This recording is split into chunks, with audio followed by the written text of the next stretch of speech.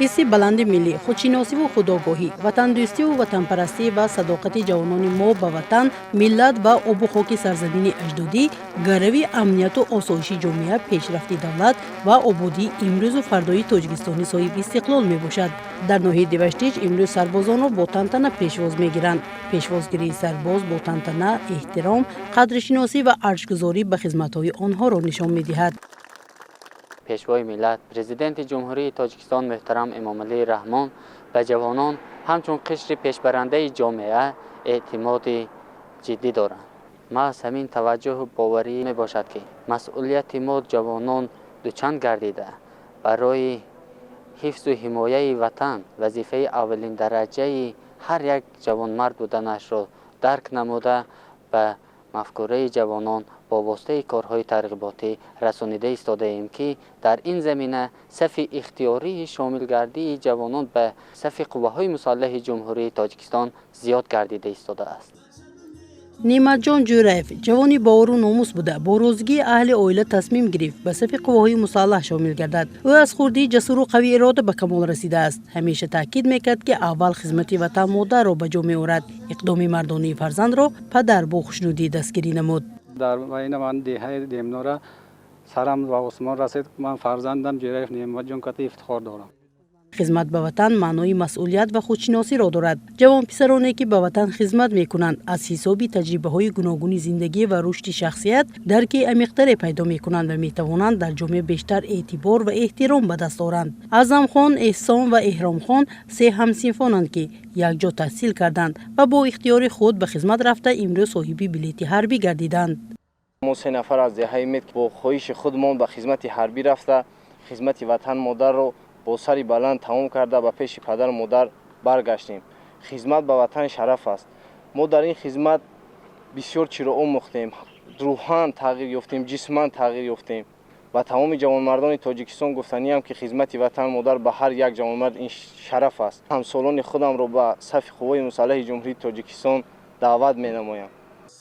جوان پسرانی ناحیه دیوشتیج قدر و قیمتی زادگاه، وطن، مادری مشفق، پدری غمخوار، خواهر و برادران عزیز، پیوندان و دوستان جانی را دارند. از این لحاظ وقتی وطن مادر به حمایش دعوت می‌کند با شرف بزرگ به صف قوه‌های مسلح می‌پیوندند.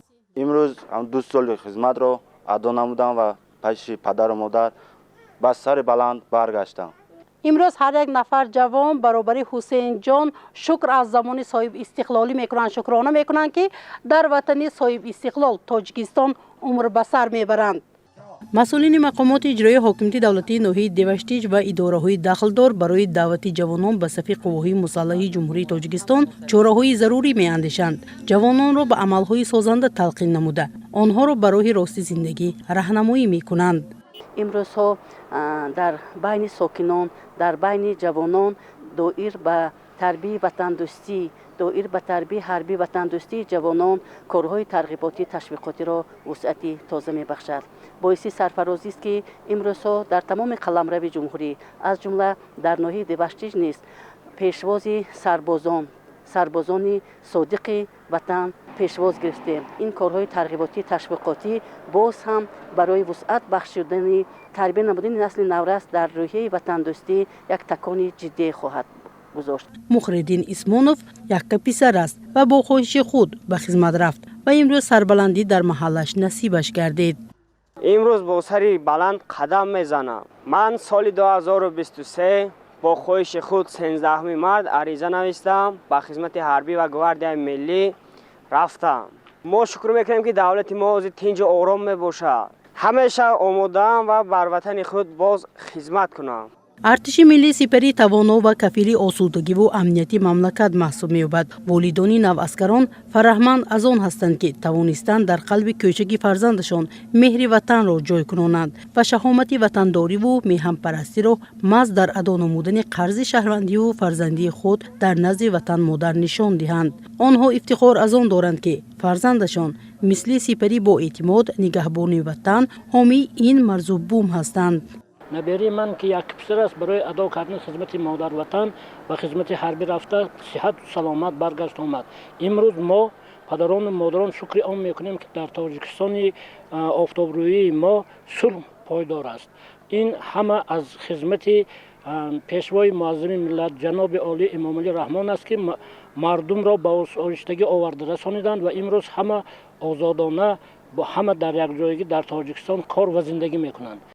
хизмат ба ватан барои ҷавонписарон як вазифаи муҳими шаҳрвандӣ ва ватандӯстона мебошад. Масъуд Муҳиддилозода, Далел Алишерзода, Музаффар Собирзода. Ахбор.